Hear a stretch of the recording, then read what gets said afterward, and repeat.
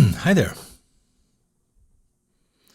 Um, I was just hanging out, doing some stuff around the house. And I thought, you know what? I feel like doing a drawing. And then I thought, why don't I do it with you? So you are welcome to hang out with me in whatever capacity you'd like to do it. You can draw with me. You can draw against me. You can draw around me. You can draw above or below me. Or you cannot draw at all. You can just do as I'm also doing, which is just having a cup of tea. And, this isn't Draw With Me. Draw With Me is, yes, hi, Natasha. Draw With Me is more structured at this point after 5 years. But, yes, so Thursday is still going to happen. This is just spontaneity, which can be terrifying also. But I thought it would be nice. So, hello, Terrell and Jamie and various other folks. Nice to see you all here. So anyway, I'm just going to do a drawing and we can talk while I'm drawing. But my main thing is I feel like doing it. I've been away good. Paramore is also drawing and having tea. Good. Let's do it together then. So I'm not going to post anything for you to draw. I'm just going to draw a thing that I'm working on. I'm doing this series, and this is one of them. So I thought I would just keep working on it, doing it, and see how it turns out when you are here alongside me. Hopefully you will inspire me to some new heights, but maybe not. Maybe I'll have to throw you out of the studio if you cause trouble. No, I'm joking. You are welcome here, and it is a lovely day here in Phoenix. Hot, but less so. And I've just come back from being out of town for a few days, and it's nice to just be back in my room, hanging out with my stuff and making things again. It's nice to go away. It's even nicer sometimes to come back. So I'm back and drawing again. I took some drawing stuff with me on my trip, and I did a few drawings on the iPad, but it wasn't that kind of a vacation. I'm not sure what that means, because normally I do draw on vacation, but I just didn't this time. So now I'm going to make up for some lost time instead.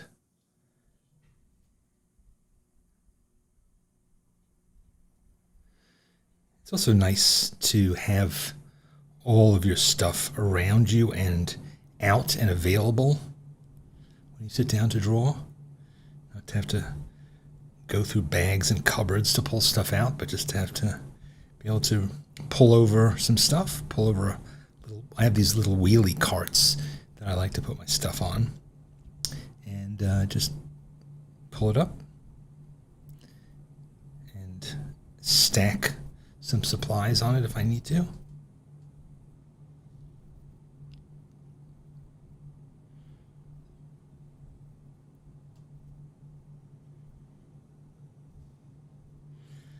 His eyes are kind of wonky, but that's okay. He's a well-known wonky-eyed guy.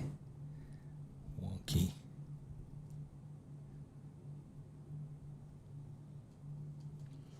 I'm sorry. Let me just see if any of you have any questions here. Do I have a lot of experience with having to unlearn a lot of art? No, I never really studied art, so I guess maybe I didn't have that problem. I kind of just made it up as I went. So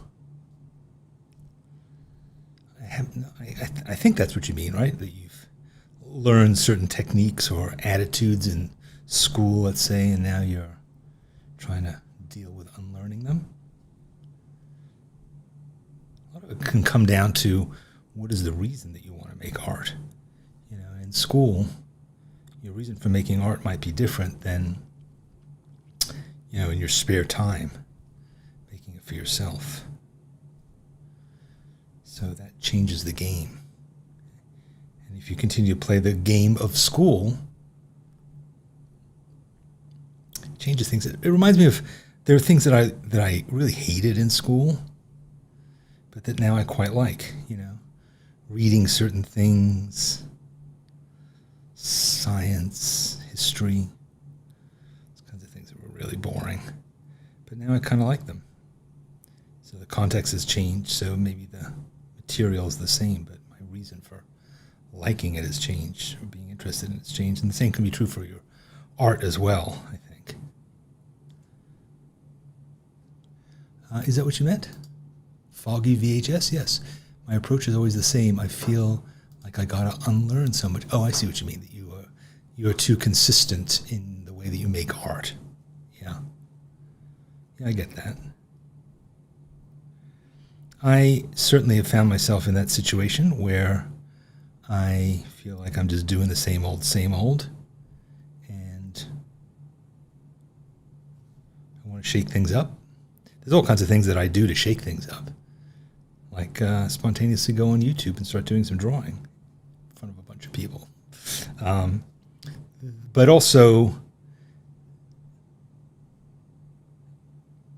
trying to get out of easy habits that are so ingrained that you kind of don't even think about it anymore.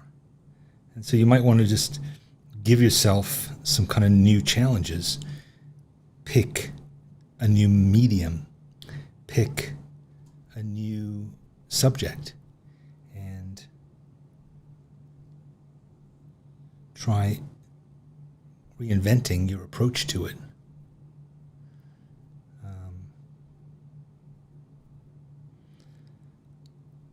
I find actually it's kind of hard for me to do the same thing again, which is a different kind of problem. Which is that you play around so much that you don't have necessarily a consistent go-to way of doing things. I sometimes feel that that's the case.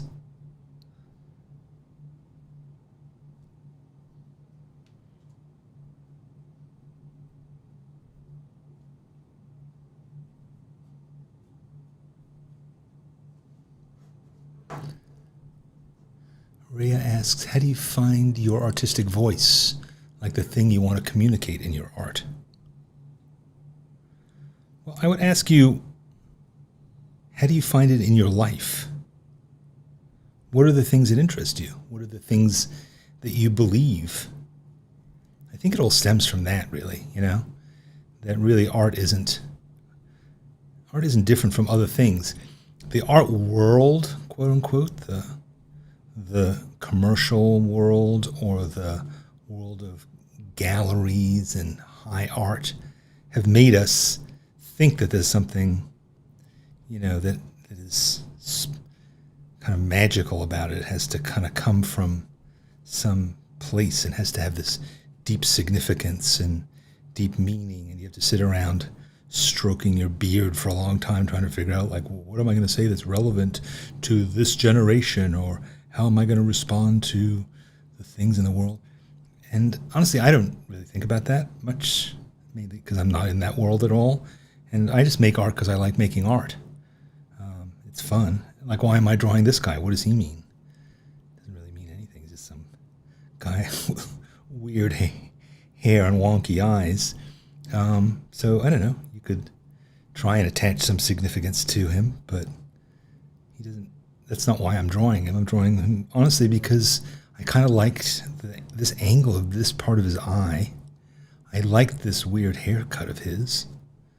And actually, this drawing that I'm doing of him has fairly quickly ceased to bear much resemblance to him.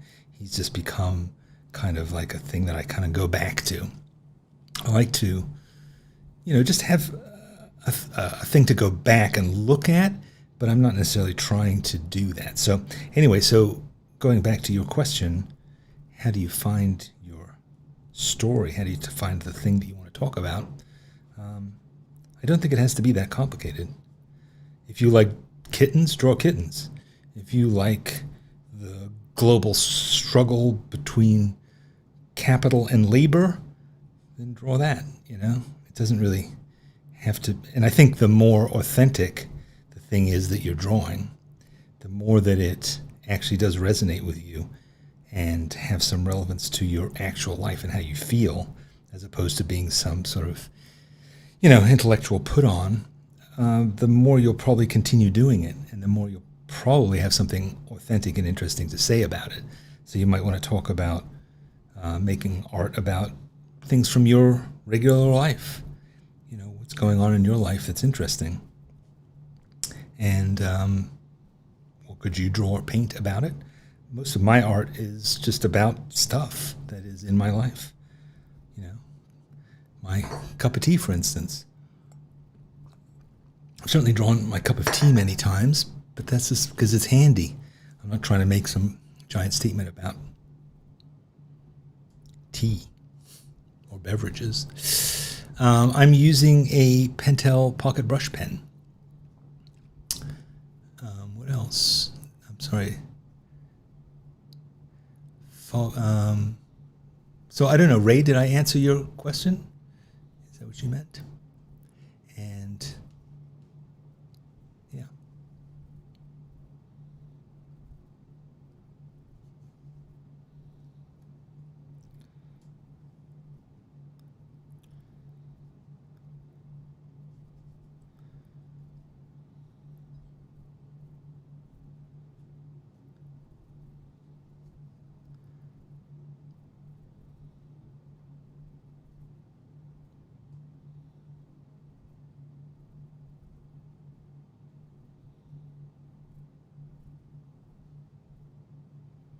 Drawing with a brush pen it's something I used to be afraid to do, and I had a few unpleasant experiences with it where I'd do drawings and I was like, ugh, this just doesn't, I just don't seem to have any control over it. But once you get into it, it is so flexible, and it's such black ink, which is so nice too. So, yeah. Let's see what else. Bring in a bit of color on this guy. See if that helps.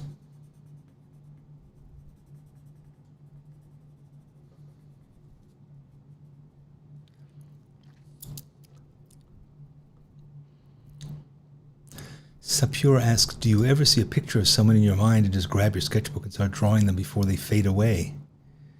I love this technique, but it's not for everyone. I don't really. Sometimes I feel like just drawing some random imaginary person, and I will do a little bit of a drawing of them.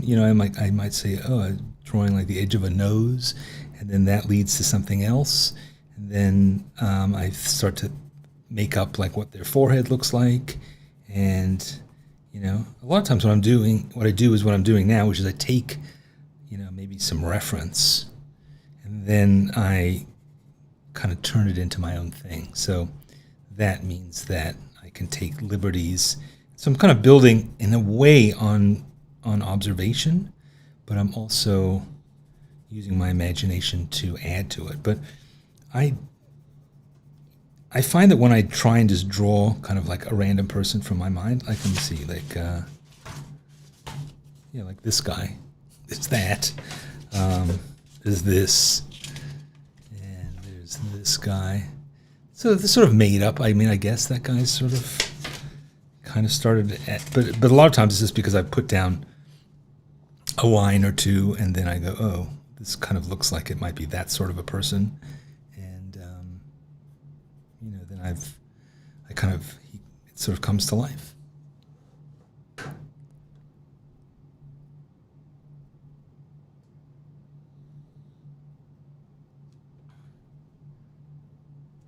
Ray continues, says, I never thought of it that way. Now that's solid advice. Good. I think I've approached art too seriously nowadays that I lost the reason why I'm making art in the first place. Yeah. I understand. I totally get that. But why why should, just think back to when you first started making art and loved it. What was the reason? And why are you serious now? Are you serious because you think you have to make a living doing it? It's no longer fun? Because you have all these expectations of people who might be paying you to do it?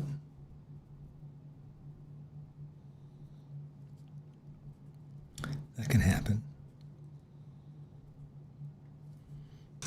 But it's not really real. Those things.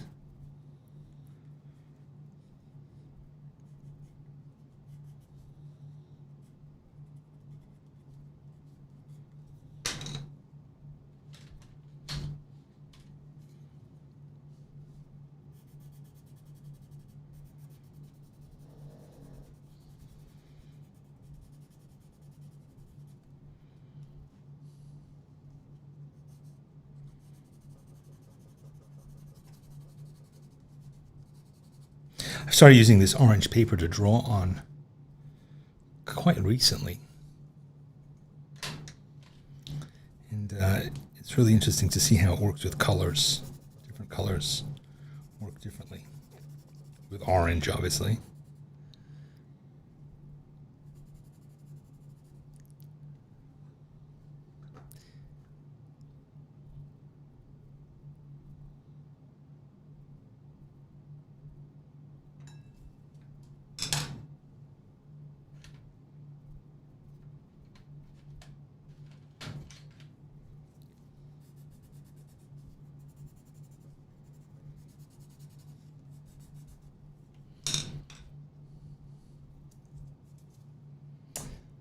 Let's get some other darker colors in now.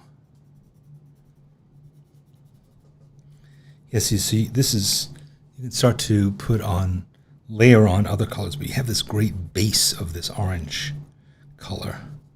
The orange just sits underneath everything. So even if you cover it over, like if I took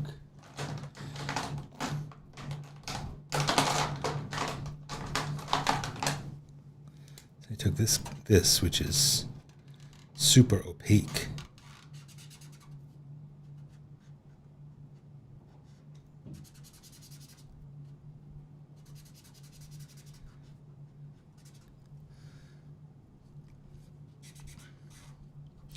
You can still see the orange sitting underneath it in a way that it wouldn't if it was white paper.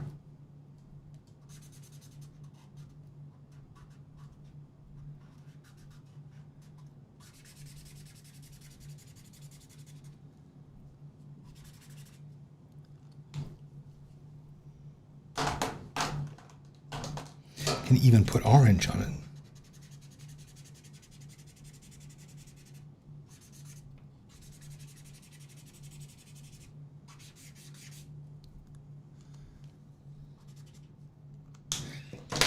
But it's so much fun. I'm sure you've had this feeling of just being able to sit there and pull out your colors and just play with whatever comes to hand.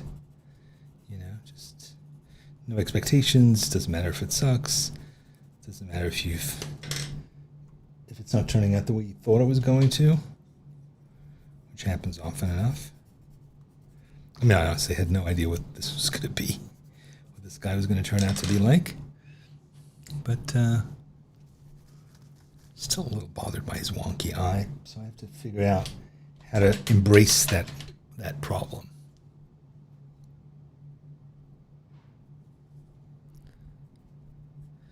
Maybe I'm going to give him slightly purple eye. Does that help, or does it just make it look like he got punched in the face? Yeah, he got punched in the face. That's why he has this wonky eye. That's his story. What else can we tell about this guy?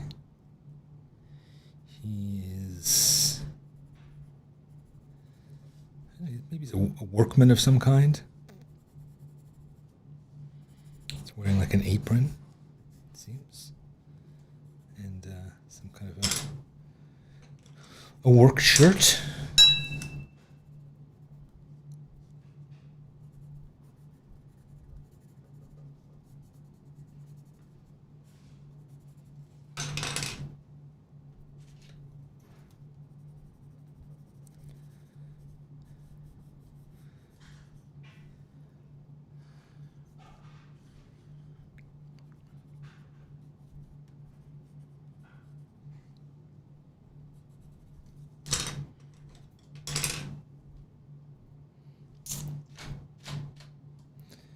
have an orange pencil? I do. Yes, good.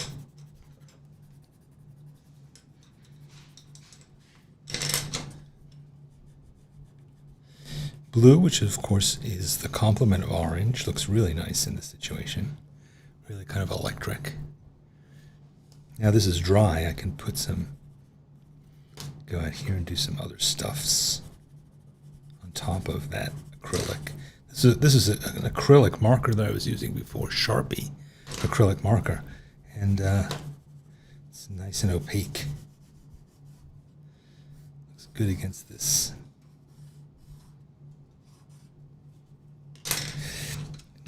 White. I guess he has a light green shirt. I have to continue that here. And then I'm thinking maybe he has some. I just feel like I should have had some white in here somewhere, maybe.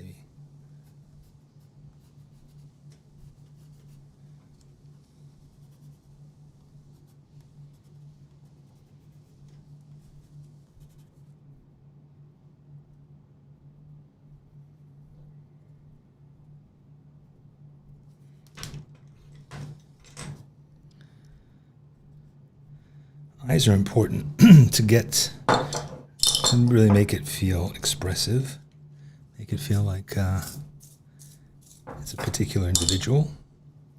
Getting the highlight in there. Let's see if I can get.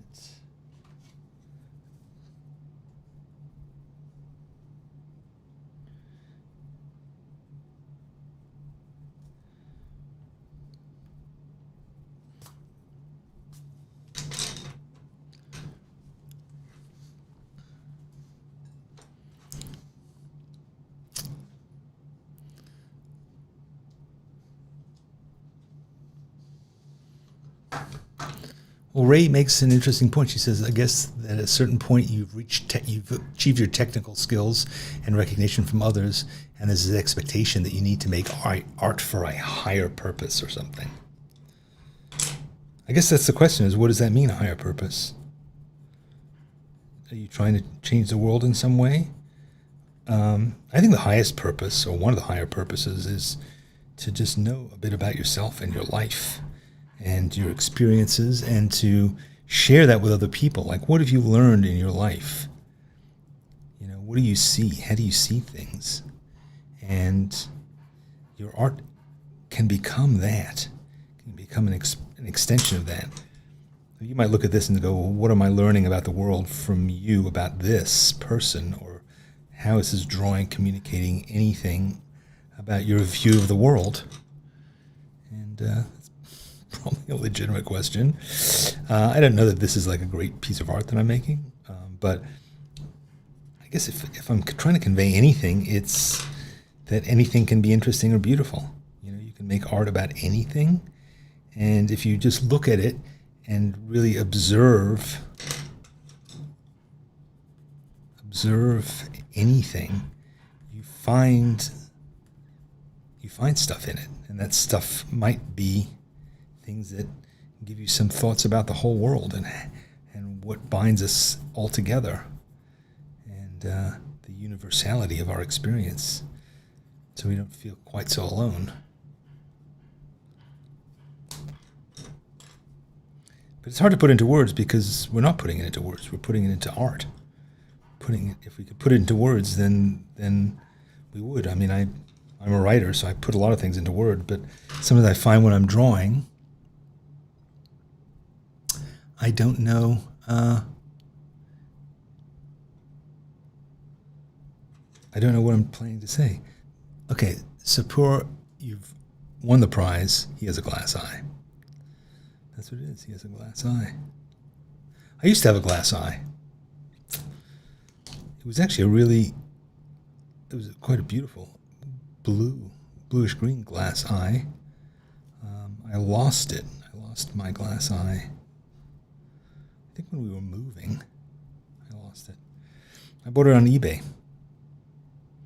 It was actually good because I could, I remember playing, do you know that game, Two Truths and a Lie? And I won that thing many times by saying that one of my three things was, I have a glass eye. And people would look at me and they would be like, you do? Which one is it? You have a glass eye? And so invariably they would think that that was the lie. And I would say, no, I have it. It's in the drawer of my desk. Bought it on eBay for like $9.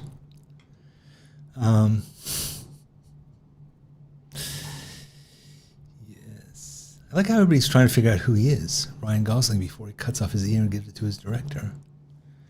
Yeah. Maybe it is Ryan Gosling.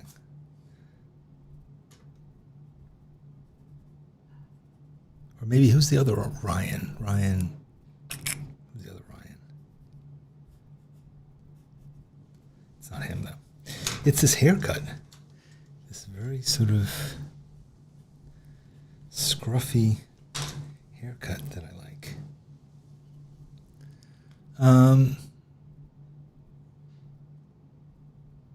Okay. I think we have to mess something up here.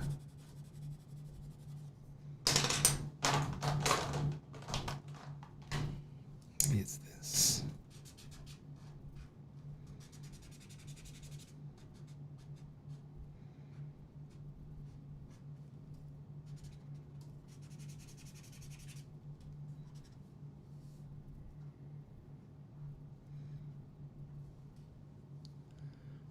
Yeah, I like that better.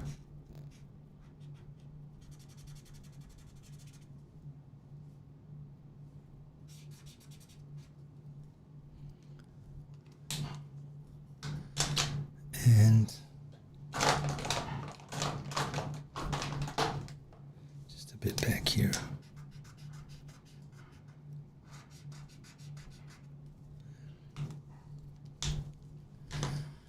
There he is, Ryan Gosling. Now, if I had said, I'm going to sit down and draw Ryan Gosling, what would you have said? Really? Why Ryan Gosling? Or, it doesn't really look like Ryan Gosling. And I would have said, well, probably right.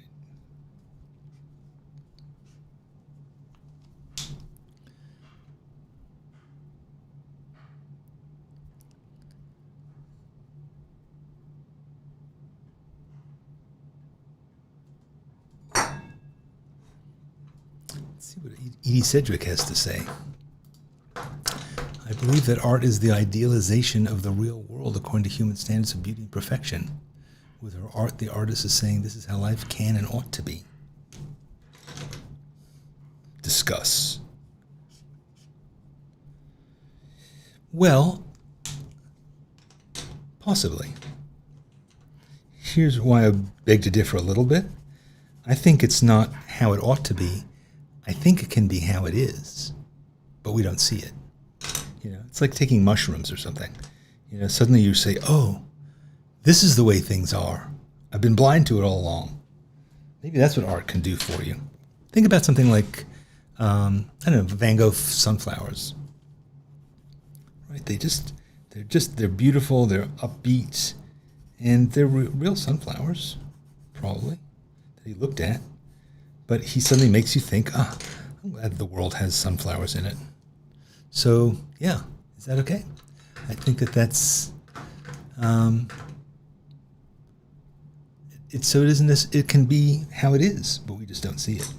The artist is showing us the world and showing us what we're missing and saying, hey, look at this.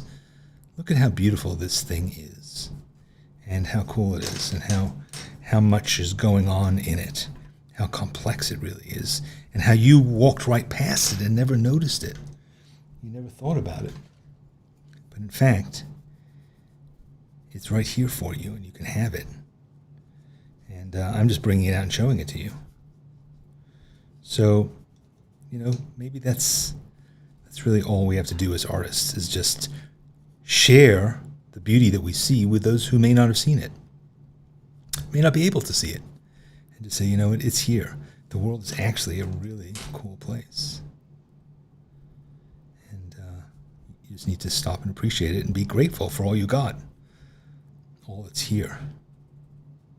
And art helps you to do that. And art helps us, the people who make art, helps us to recognize that too, to slow down and to say, you know what, I see this now. I see it too. So.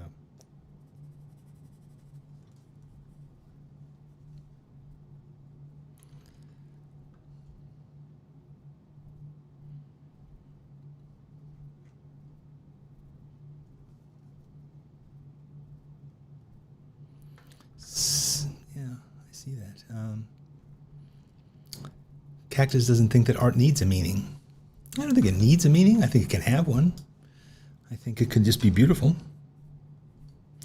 And the problem is, look, there's a lot of people who have an interest in making art seem difficult, making art seem complicated, making art seem something that only certain very special people can do. And that's a whole world. It's a whole world of the professional art world, the galleries, the people who protect that world. They don't want to have everybody be able to do it. And not everybody can do the kind of art that sells in galleries. But that doesn't mean you can't make other kinds of art. And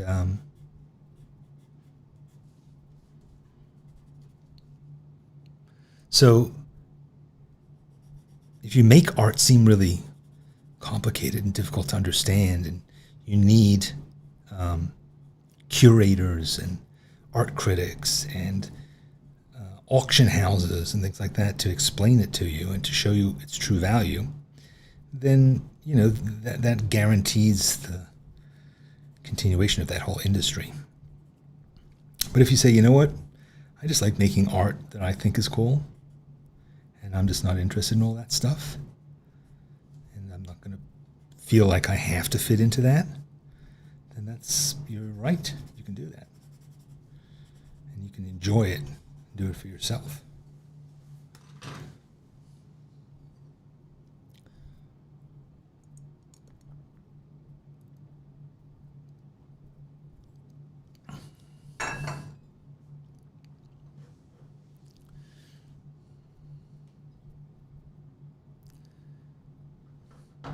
Ron Bunny says, I don't think art has to be beautiful. I think it can be dark and ugly.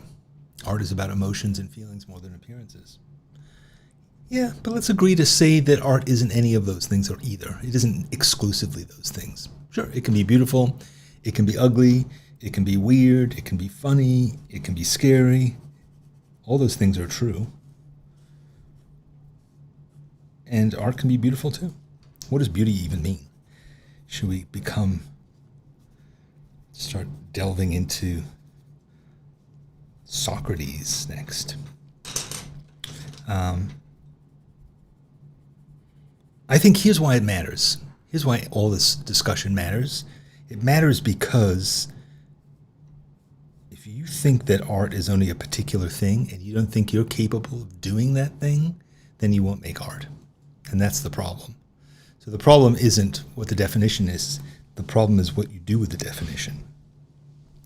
And if it's curtailing you in some way, if it's impeding you from just having fun and making things that come out of you and that express you and how you feel about it, because you feel like you're not smart enough or talented enough, or you don't understand the rules, or you're somehow not able to produce the things that it seems like you should be able to produce, all those things, well, that's a problem. That's the problem.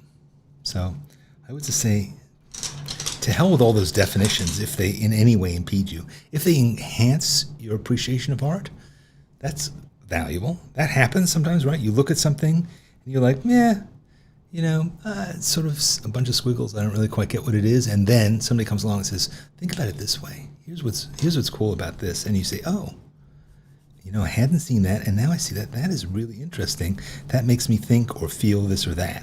So in some cases, having a person who's thought quite a lot about it come along and help you to understand it is really valuable. But not if it oppresses you or makes you feel excluded. I don't know. I don't think that that's good. And that's kind of true of most things, right? So,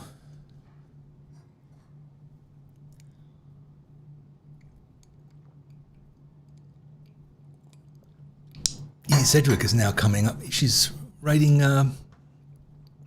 bumper stickers now. Art with a commercial message is advertising. Art with a political message is propaganda. Art with no message is decoration. But art with a humanistic message is fine art.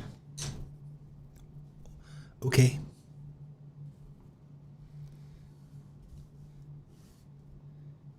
I'm not sure if you're trying to suggest a hierarchy. I don't know that I think that fine art is necessarily fine. I think it's perfectly it's perfectly acceptable to say, you know what, I love Batman. You can say it. Shout it loud from the rooftops. It's perfectly okay.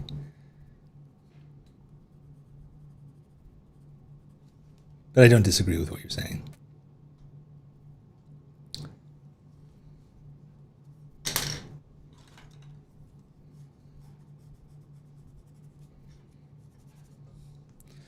All right, we're reaching that point of it's overdone. Still, let's try this.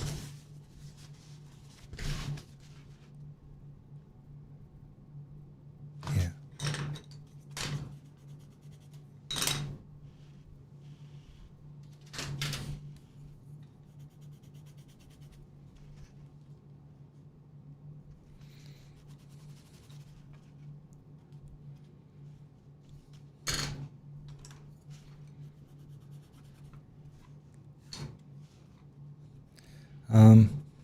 It all depends on your perspective. Should we argue about art? I mean, we can argue about it. I think it's okay to argue about it, but I think if it makes you think, a lot of times an argument can make you think. We can go, I don't really agree with that guy, but I wasn't sure quite what to say to him. Or, there's part of what he said that I thought made a lot of sense, or he's made me think somehow differently. I think just having an open mind to stuff is good. So I don't mind having discussions about it, let's say, rather than arguments. I'm not going to punch you over it. Was it Whistler? Was it Whistler who had a duel with somebody? Or maybe he just sued somebody. That sounds more like Whistler. Sued them over their critique of his art. Well, there you go. Holly says he looks like you. Invariably, that's what happens. All I draw are self-portraits. This is the way it goes with me. Yeah. All right. Well, good. Well, I'm glad that you all are talking and seem to be coming to some nice conclusions together and discussing bumper stickers. Good. Yeah. Maybe t-shirts. T-shirts? It's a lot to say on a t-shirt. Michael wants to know, am I looking for anything specific when you turn it upside down? Yeah, I'm just looking like, does it feel like it's sort of, it just felt like to me when I turned it upside down that it felt kind of flat and I needed to add some stuff to make it push this part back with this blue here and do a bit there. And so I think it's just a way of looking at the picture without necessarily thinking about, you can get so used to your picture, all you're seeing are the details of it. And sometimes you want to be able to step back, sometimes you want to stand back really far and look at it or look it upside down. I've seen, I had a friend who is an oil painter who does really big paintings. And what she does is she has a thing that looks like a magnifying glass, but it actually is a reducing glass. So she can stand right in front of it and see it big. And then she has another one which flips it upside down. So she doesn't have to actually turn the painting upside down. But just things like that. So you just, look at it differently. See it differently. Sometimes just walking away, go and have another cup of tea, come back and, see whether things changed while you were gone. Did the shoemaker's elves come in and fix things up for you a bit?